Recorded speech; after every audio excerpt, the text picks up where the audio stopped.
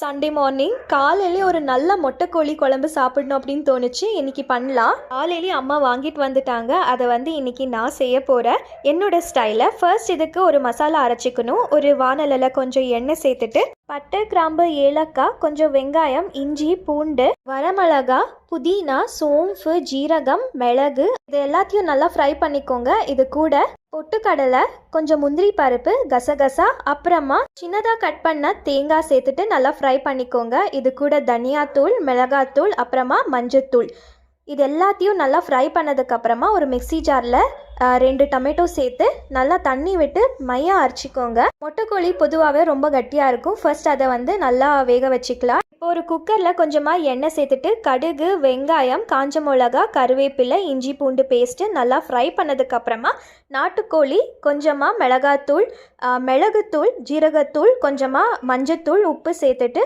Chicken முழுகிற வரைக்கும் நல்லா தண்ணி சேர்த்துட்டு ஒரு 4லேருந்து 5 விசில் விட்டுக்கோங்க.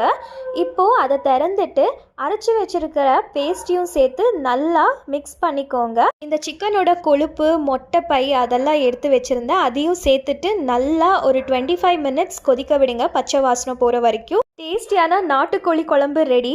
இது கூட சிக்கன் வறுவல் வச்சு சாப்பிடுங்க. என்ஜாய்.